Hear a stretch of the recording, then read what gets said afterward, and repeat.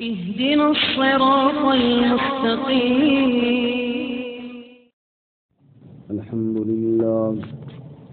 الحمد لله وكفى، والصلاة والسلام على خاتم الرسل وسيد الأنبياء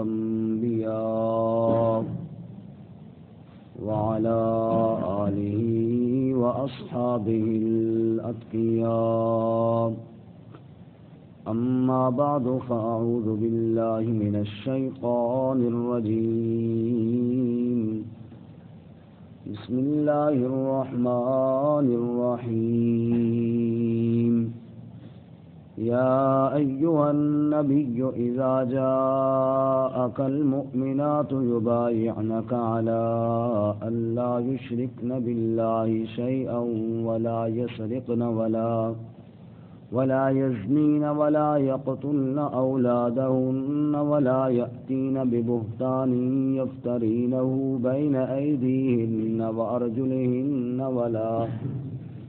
ولا يعصينك في معروف فبايعهن واستغفر لهن الله إن الله غفور رحيم. يا أيها الذين آمنوا لا تتولوا قوما غضب الله عليهم قد يئسوا من الآخرة كما يئس الكفار من أصحاب القبور.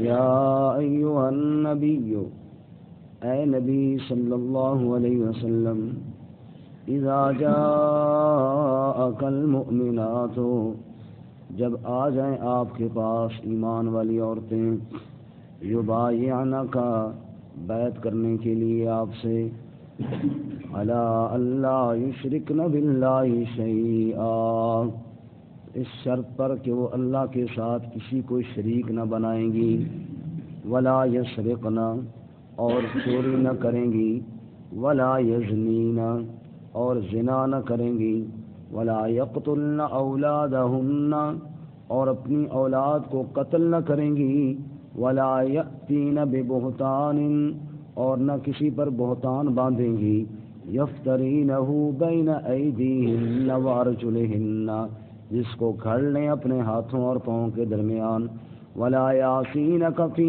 معروف، اور وہ آپ صلی اللہ علیہ وسلم کی نافرمانی نہ کریں گی کسی نیکی کے کام میں، فبایعہن، پس بیعت کر لیجیے ان کو، واستغفر لہن اللہ، اور استغفار کیجیے ان کے لیے اللہ تعالیٰ سے، ان اللہ غفور رحیم، بے شک اللہ تعالیٰ بخشنے والا رحم کرنے والا ہے۔ یا ایھا الذین آمنوا، اے ایمان والو، لا تتولوا قوما غضب اللہ علیہم، مت دوستی لگاؤ اس قوم سے جس پر اللہ تعالیٰ غضبناک ہوا، قد یئسوا من الآخرہ، یقیناً وہ نا امید ہو گیا آخرت سے، کما یئس الکفار من اصحاب القبور، جیسا کہ نا امید ہو گئے کفار قبر والوں میں سے۔ سبحان ربک رب العزت عما یصفون، وسلام علی المرسلین، والحمد للہ رب العالمین۔ اللہم صل علی محمد وعلی آل محمد کما صلیت علی ابراہیم وعلی آل ابراہیم انک حمید مجید۔ اللہم بارک علی محمد وعلی آل محمد کما بارکت علی ابراہیم وعلی آل ابراہیم انک حمید مجید۔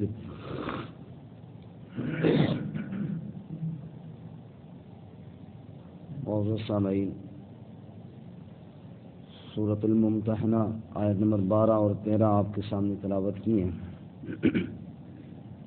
اللہ رب العزت ان کے مطابق صحیح بیان کی توفیق عطا فرمائے اور ہمیں قرآن و سنت پر عمل کرنے کی توفیق عطا فرمائے۔ اس سے قبل گزشتہ سبق میں آپ حضرات نے سنا کہ ان عورتوں کا بیان تھا کہ جو ہجرت کر کے اپنے کافر شوہروں کو چھوڑ کر مسلمانوں کے پاس آئیں. فرمایا کہ ان کو کفار کی طرف مت لوٹاؤ، کیونکہ مومنہ عورت اور کافر مرد کا نکاح جائز نہیں ہے. آج کے سبق میں بیعت کا بیان ہے، کیونکہ گزشتہ سبق میں آپ نے سنا کہ اللہ تعالیٰ نے فرمایا تھا کہ اگر کوئی عورت ہجرت کر کے آئے تو فامتحنوہن، اس کے ایمان کا تھوڑا امتحان لے لو، یہ تحقیق کر لو کہ کیا وہ واقعی ایمان کی وجہ سے ہجرت کر کے آئی ہے یا کوئی اور غرض تو نہیں. اب وہ تحقیق کیسے ہوگی؟ ان میں ایک تحقیق کا طریقہ یہ بیعت بھی ہے جو آج کے سبق کے اندر ہے. ان کے سامنے یہ شرائط پیش کرو، اگر یہ شرائط وہ تسلیم کر لیں تو سمجھو کہ وہ مومنہ ہے. باقی تو اللہ ہی بہتر جانتا ہے دل کے حالات، جیسا کہ کل کے سبق میں گزر گیا کہ اللہ عالم بایمانہن، اللہ ان کے ایمان کو خوب جانتا ہے. تو لیکن بظاہر یہ جو شرائط ہیں اگر وہ ان کو مان جائیں تو سمجھو کہ وہ ایمان والی ہیں. بیعت بے سے نکلا ہے. بے کا معنی ہوتا ہے بیچنا. جیسے ایک آدمی بے کرتا ہے نا تو وہ چیز بیچ دیتا ہے، اسی سے نکلا ہے بیعت، کہ کسی کے حوالے اپنے آپ کو کر دینا. جیسے ایک آدمی چیز جو بیچ دیتا ہے وہ دوسرے کے حوالے کر دیتا ہے، ایسے ہی ایک آدمی بیعت کر کے اگلے آدمی جس کو اپنا راہبر اور رہنما سمجھتا ہے، جو وہ احکامات دیتا ہے اپنے آپ کو ان کے حوالے کر دیتا ہے، میں نے ان باتوں پر عمل کرنا ہے. تو یہ آج کل تو ایک رسم کی حد تک رہ گئی ہے کہ بس جی آپ کس کے مرید ہیں، میں فلاں کا مرید ہوں، میں فلاں کا. حالانکہ اصلاح نفس کے لیے یا احکامات پر عمل کرنے کے لیے یا رہبر اور رہنما کو تلاش کر کے اس کی باتوں کو ماننے کے لیے، جیسا کہ آج کے سبق کے اندر موجود ہے، یہ شرائط ہیں اور ان شرائط پر عمل کرنے کا نام بیعت ہے.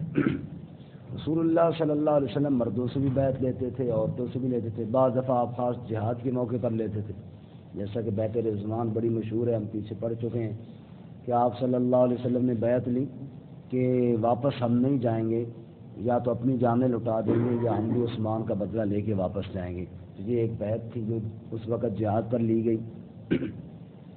ایسے ہی آپ صلی اللہ علیہ وسلم عورتوں سے بھی بیعت فرمایا کرتے تھے جیسا کہ مردوں سے بیعت ہوتی تھی. لیکن حضرت سیدہ عائشہ رضی اللہ تعالیٰ عنہ روایت کرتی ہیں کہ اللہ کی قسم رسول اللہ صلی اللہ علیہ وسلم نے کبھی کسی غیر عورت کے ہاتھ کو چھوا تک نہیں ہے.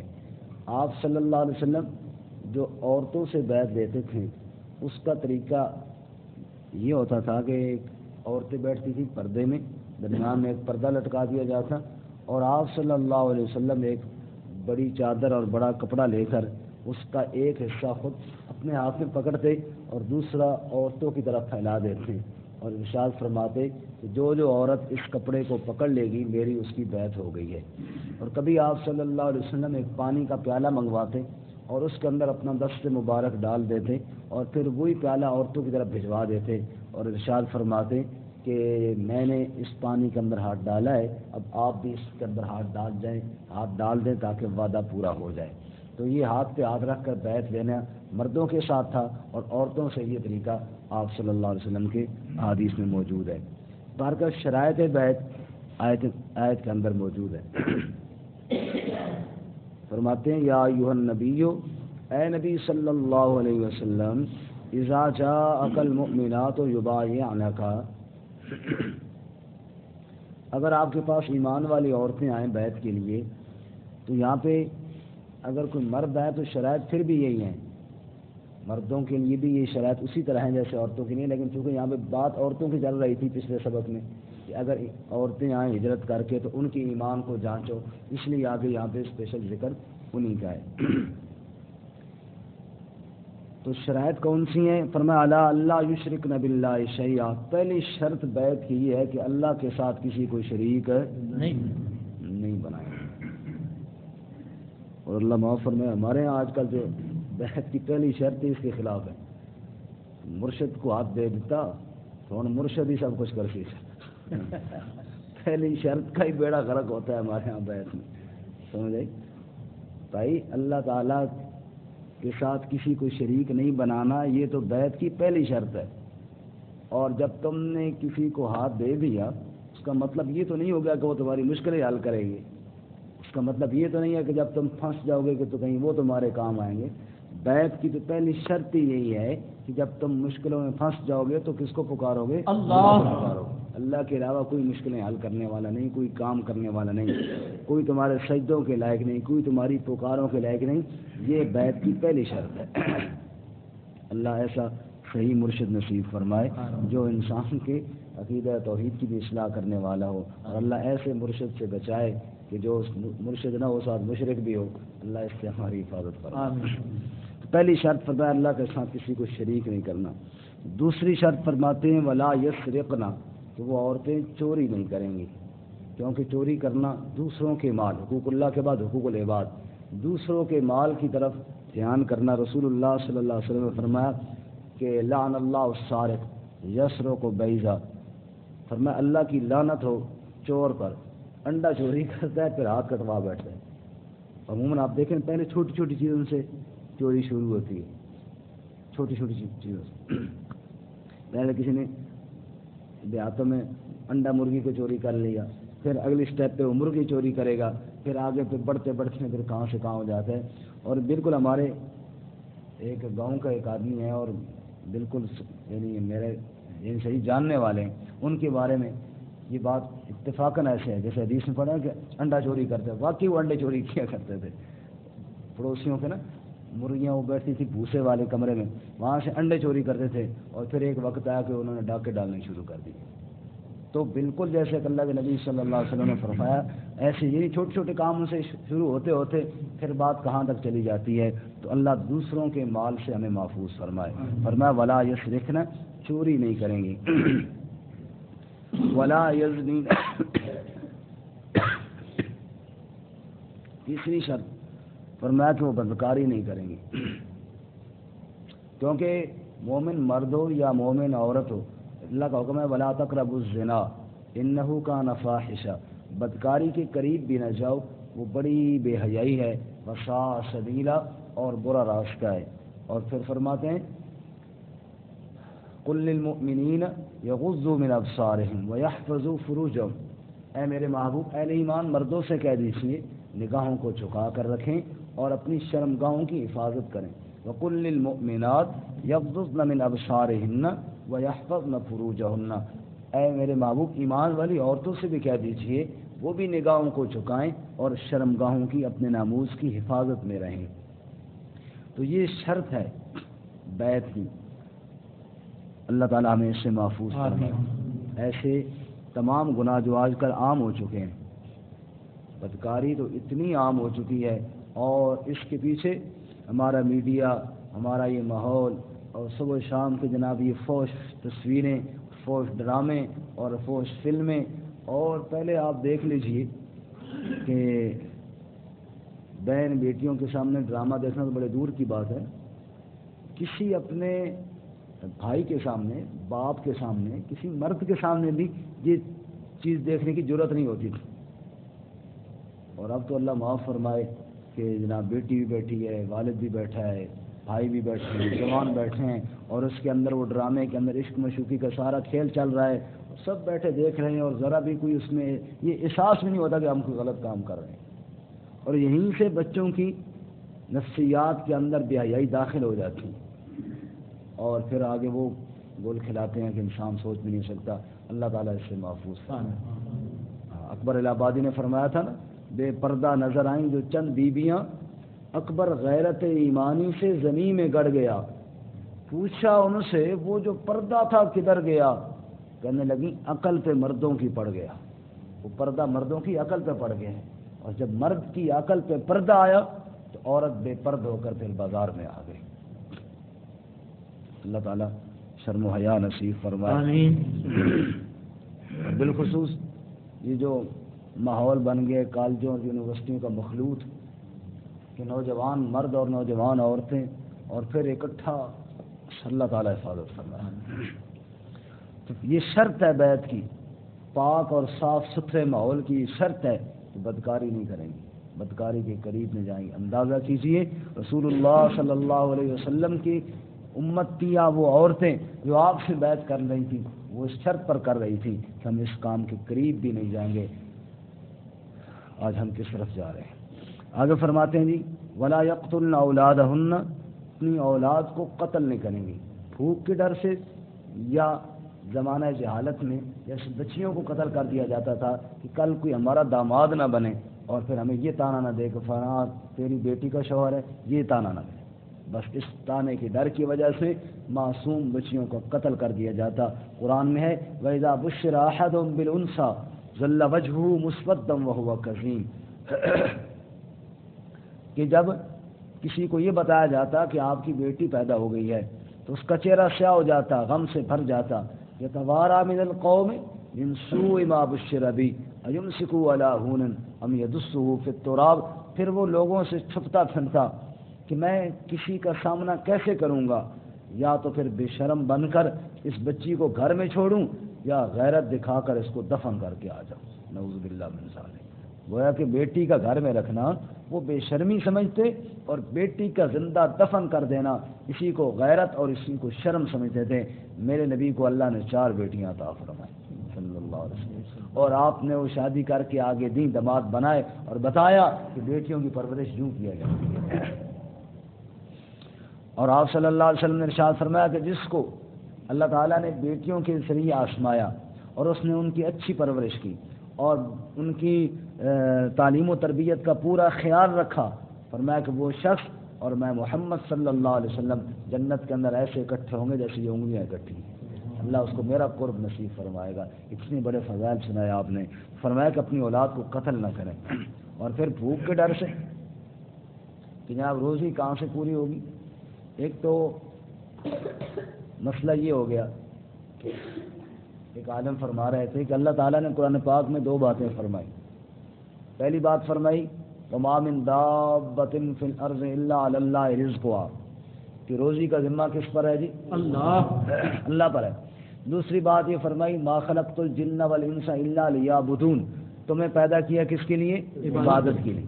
روزی اللہ کہتے ہیں میرے ذمہ ہے، عبادت تم نے کرنی ہے۔ ہم نے دونوں باتوں کا الٹ کیا، عبادت والا کام تو ہم نے چھوڑ ہی دیا کہ یہ ہم سے نہیں ہوتی، روزی کا ذمہ جو اللہ نے لیا تھا وہ ہم نے اپنے ذمہ لے لیا۔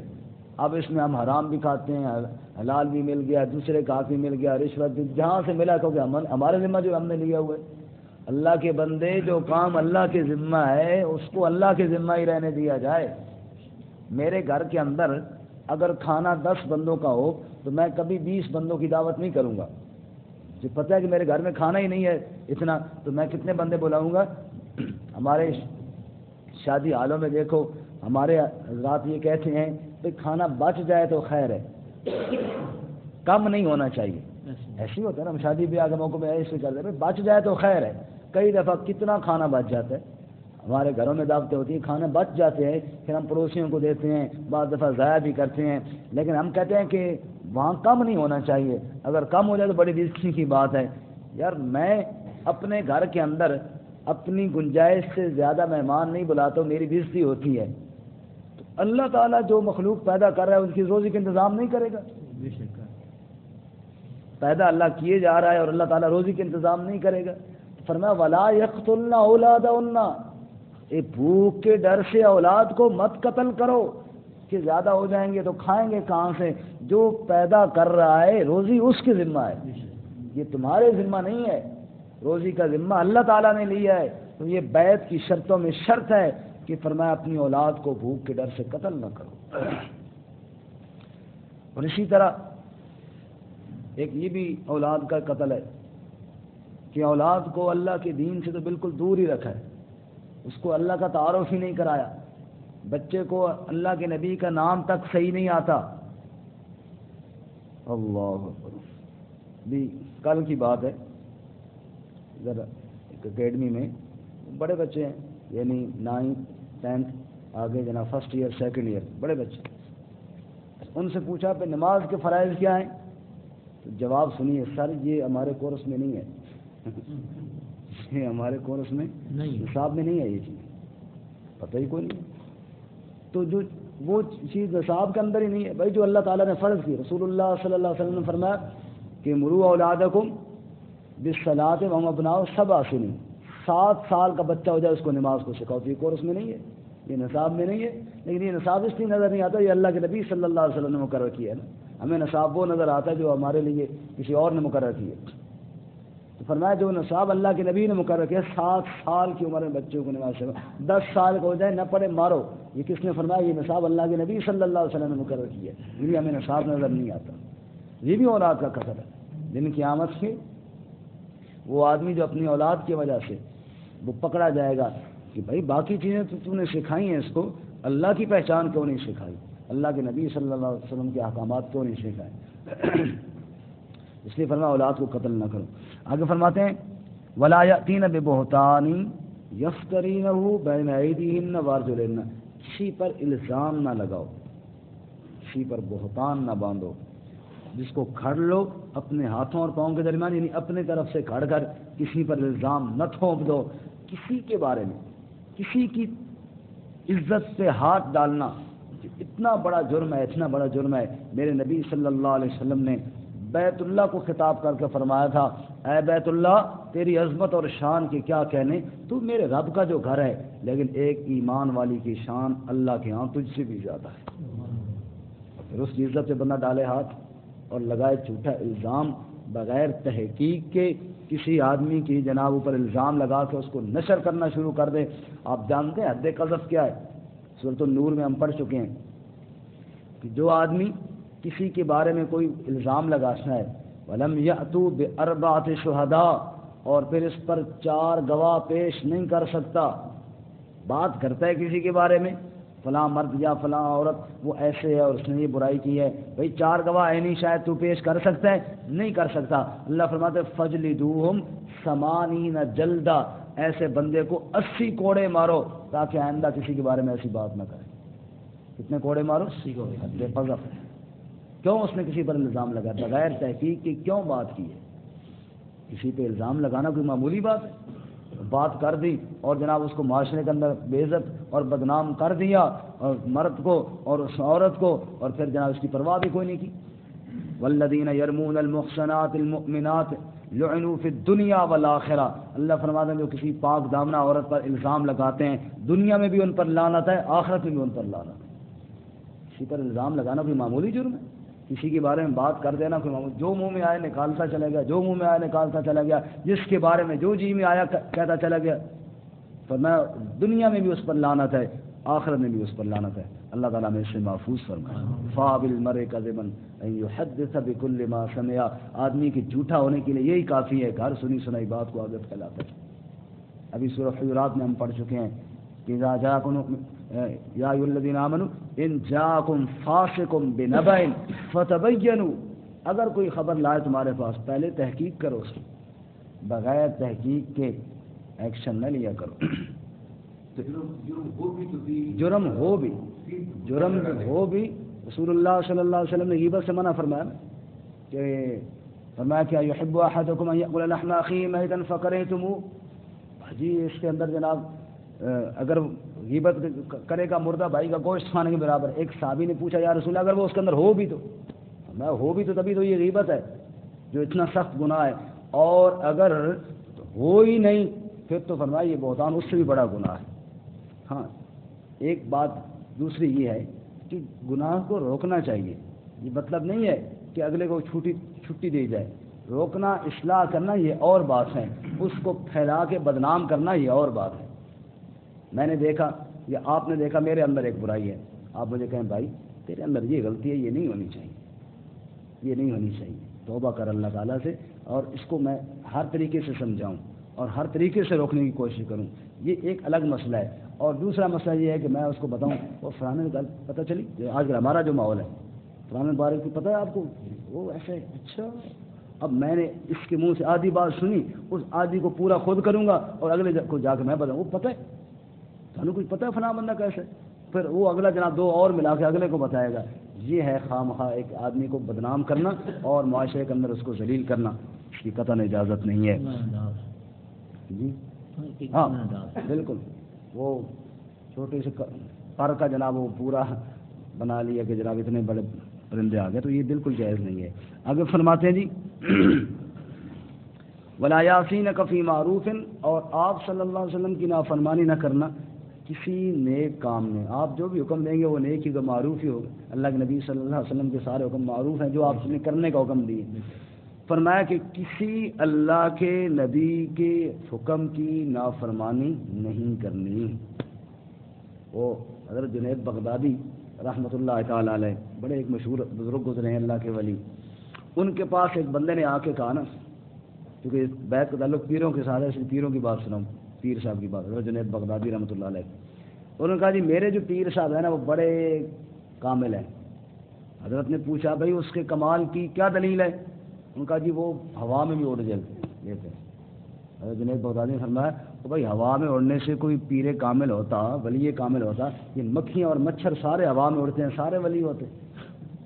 سمجھ رہے ہو؟ ڈینگی تو بہت بڑا اللہ کا ولی ہوتا جس سے پوری قوم خوفزدہ ہے ہماری قوم ایسے خوفزدہ ہی ہوتی ہے ولیوں سے، ولیوں ٹانگ نہ باندھ دیا، ولی صاحب نے پھونک ماری تو بیڑا ہی غرق ہو گیا، بھائی ولیوں کے یہ اسی طرح کے ولی مانتے ہیں۔ تو انہوں نے فرمایا کہ مچھر اور مکھیاں سب ہوا میں اڑتے ہیں، اڑنے سے کون ولی بنتا ہے؟ کہا جی کوئی اور بات بتاؤ۔ انہوں نے کہا جی وہ پانی پر بھی چل لیتا ہے، اور میں یہ مینڈکیں ساری پانی پر ہی چلتی ہیں، یہ ساری ولی بن گئی۔ اب وہ تھوڑا خاموش ہوا اور شرمندہ سا ہوا، کہنے کہ حضرت جی پھر آپ بتائیں کہ ولی کامل کون ہوتا ہے؟ حضرت نے فرمایا کامل ولی وہ ہوگا جس کے اندر کامل اتباع رسول پائی جائے گی صلی اللہ علیہ وسلم، اللہ کے نبی کی اتباع کرنے والا ہوگا، رسول اللہ صلی اللہ علیہ وسلم کی پیروی کرنے والا ہوگا، وہ ولی کامل ہوگا۔ حضرت امام زین العابدین رحمۃ اللہ علیہ وہ نماز کے لیے نکلے اور جمعے کا خوبصورت اپنا اچھا لباس پہنا، اور اکثر اللہ کے نیک لوگ ایسے ہی کرتے ہیں کہ جب مسجد میں جاتے ہیں اللہ کے سامنے وہ اچھا لباس پہن کے جاتے ہیں۔ ہم تو لوگوں کے سامنے جب جاتے ہیں تب اچھا پہنتے ہیں نا، مسجد میں تو جیسے کیسے ہوئی دھیان ہی کوئی نے کیا، خصوصیتکم عند کل مسجد، وہ بڑا اچھا لباس زیب تن کیا۔ تو خادمہ نے لوٹا پکڑایا پانی کے لیے، وضو کے لیے، تو وہ اس کے ہاتھ سے چھوٹ گیا اور وہ نیچے کیچڑ بنا اور سارا حضرت کے کپڑوں میں۔ اب غصہ آنا چاہیے تھا نہیں آنا چاہیے تھا؟ بندہ جا رہا ہو، جمعے کا ٹائم ہو اور مسجد میں عین ٹائم پہ کچھ سارا جبہ جو سفید تھا وہ خراب کر دے، غصہ تو آتا ہے۔ جو ہی غصہ آیا تو خادمہ بھی بڑی سمجھدار تھی، اس نے فوراً کہا والکاظمین الغیظ، کہ اللہ کے بندے غصے کو پی جاتے ہیں۔ بس حضرت نے اوپر دیکھا تو صحیح، آگے کہا کچھ نہیں، ادھر ہی پی گئے، سمجھ آئی؟ والکاظمین الغیظ، اندر تو تھا، اس نے کہا والعافین عن الناس، صرف غصہ پی نہیں جاتے، لوگوں کو معاف بھی کر دیتے ہیں۔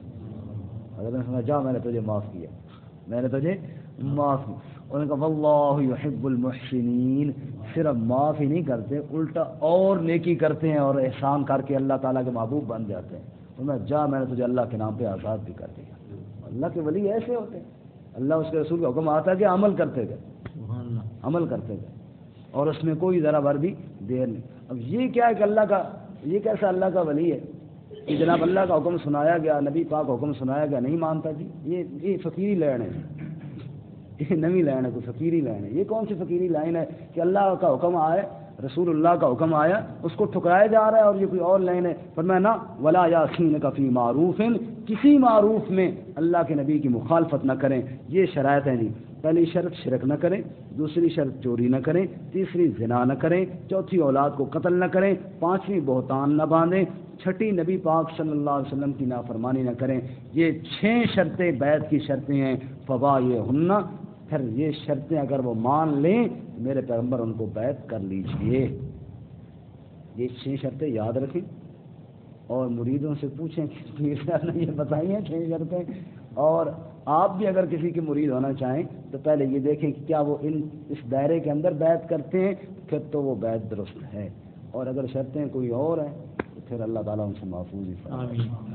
فبایعہن واستغفر لہن اللہ، پھر آپ ان کے لیے استغفار بھی کیجئے۔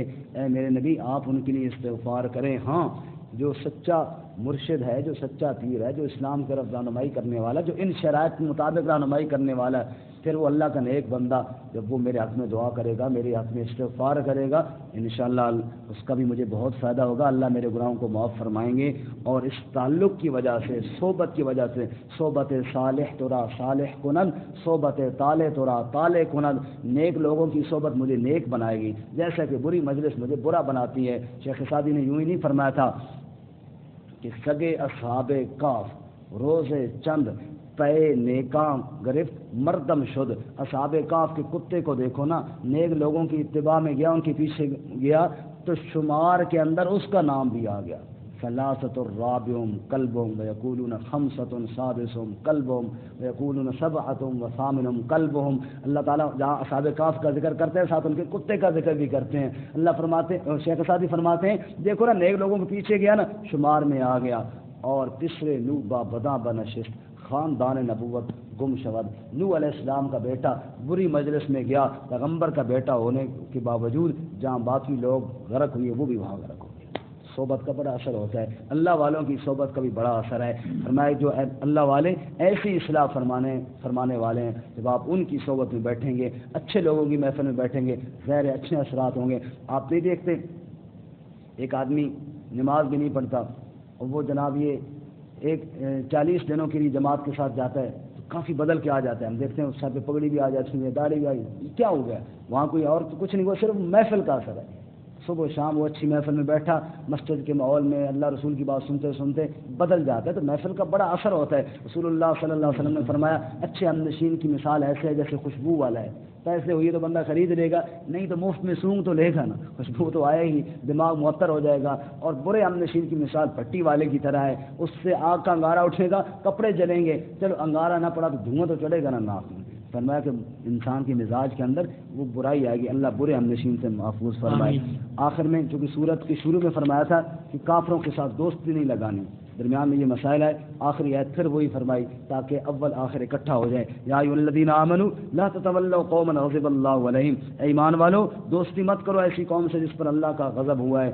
مغضوب علیہم اصل میں تو یہودی ہیں، لیکن ہر کافر بھی مغضوب علیہم، ہر کافر پہ اللہ کا غضب ہوا ہے، ان کے ساتھ دوستی نہ کرو۔ اس لیے ہم کہتے ہیں نا غیر مغضوب علیہم، اے اللہ جن پر تیرا غضب ہوا ان کے راستے سے ہمیں بچا۔ قد یئسوا من الآخرہ، یہ وہ ظالم ہے جو آخرت سے نا امید ہی ہو گئے، ان کا آخرت پر ایمان ہی کوئی نہیں۔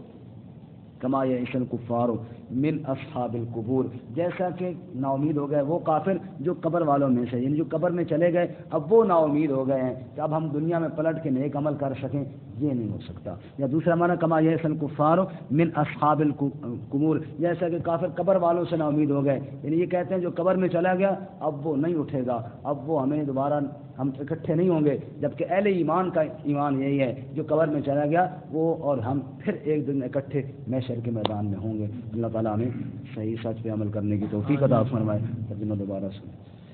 فرمایا یا ایھا النبی اذا جاءک المؤمنات، اے نبی صلی اللہ علیہ وسلم جب آپ کے پاس آئیں ایمان والی عورتیں، یبایعنک علی اللہ یشرکن باللہ شیئا، آپ سے بیعت کرنے کے لیے ان شرائط پر کہ شرک نہ کریں گی اللہ کے ساتھ کسی شے کو، ولا یسرقن اور چوری نہ کریں گی، ولا یزنین اور زنا نہ کریں گی، ولا یقتلن اولادہن اور اپنی اولاد کو قتل نہ کریں گی، ولا یأتین ببہتان اور بہتان کے ساتھ نہیں آئیں گی، یفترینہ بین ایدیہن وارجلہن جس کو گھڑ لیں اپنے ہاتھوں اور پاؤں کے درمیان یعنی اپنی طرف سے، ولا یعصینک فی معروف اور آپ صلی اللہ علیہ وسلم کی نافرمانی نہ کریں گی کسی نیکی کے کام میں، فبایعہن واستغفر لہن اللہ، بس بیعت کر لیجیے ان کو اور استغفار کیجیے ان کے لیے اللہ تعالیٰ سے، ان اللہ غفور الرحیم، بے شک اللہ تعالیٰ بخشنے والا رحم کرنے والا ہے۔ یا ایھا الذین آمنوا، اے ایمان والو لا تتولوا قوما، مت دوستی کرو اس قوم سے، غضب اللہ علیہم جن پر اللہ تعالیٰ ناراض ہوا، قد یئسوا من الآخرہ یقیناً وہ نا امید ہو گئے آخرت سے، کما یئس الکفار من اصحاب القبور جیسا کہ نا امید ہو گئے کفار قبر والوں سے۔